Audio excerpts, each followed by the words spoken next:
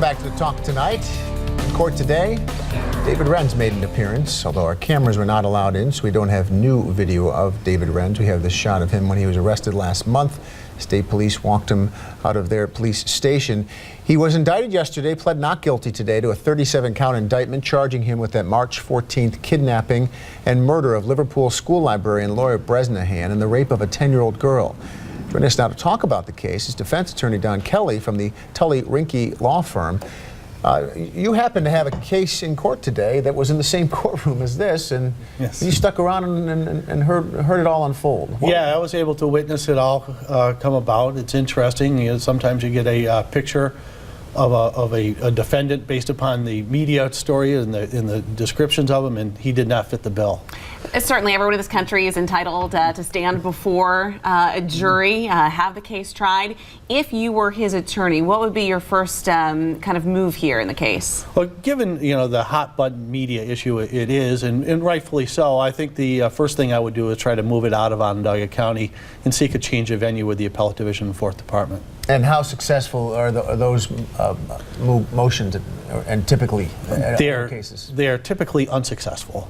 Usually they're able to discern that there's a jury pool that is informed but unbiased, and usually the trial will go forward here in Onondaga County. They do have the option of extending the jury pool out to the contiguous counties so they can keep the trial here but still have a larger jury pool to choose from. Would it be logical for him to try to plead insanity in this case? Is that something that we might expect?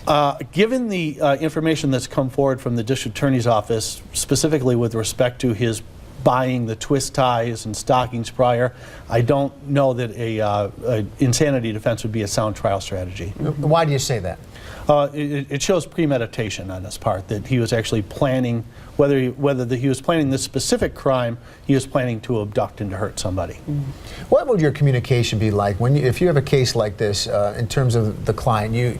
It's often the first court appearance is with somebody that you haven't even met yet. But what would that communication go like for you behind the scenes as well? Well, you have to have a candid relationship with them, and it's very important for you as a defense attorney not to judge them, even given, like in this case, the horrendous accusations against him, because you have to be a professional and you have a job to do and you have to provide the best defense that you possibly can. Are they generally candid with their attorneys? Will they have a frank conversation with you and tell you the real facts of the matter from their perspective as to what happened, or do they try to come up with a story? The amount of truth that comes from an accused it varies from person to person. Yeah. Some people are very contrite about what has happened, and some people emphatically deny what they did, even in the face of overwhelming evidence. There's been a lot of discussion over the last couple of days about the idea that his juvenile record being sealed in court, and that Senator DeFrancisco is now interested even in adjusting the law somewhat to allow, in some cases of past sexual offenses, to allow the prosecutor or the court to look at a sealed record. What's your thoughts in terms of the other side for a defense attorney looking at that? Well, I think that, I don't think that it really should be that objectionable, especially in light of where the federal court had to make a determination on his risk to the community.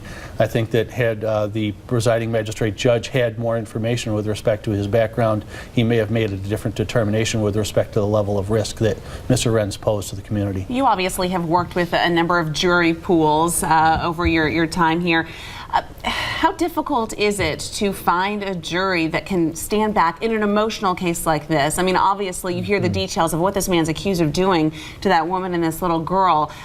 Certainly it's got to kind of tug at your heartstrings. So how do you find people that really can kind of think outside the box and look at this in an objectable way? Well, you start out by just getting a large jury pool, because you're going to find out that a very high percentage of the people aren't going to want to listen to this type of case, number one. It's very difficult to find jurors, even in regular sex offenses. Now, when you add this heinous accusation with a murder slapped on top of it, I think it's going to be very difficult to find unbiased and open-minded jurors, as I said. But you work your way through it. And the truth is that people who go and do jury service have a tendency to be very professional about it themselves. They truly believe that they are performing civic duty, and I think that they'll be able to work through it. Don Kelly, attorney here in Syracuse, thanks for joining us tonight. It's my pleasure. pleasure. Insight. We appreciate that. Coming up, we shift our focus to the photography industry.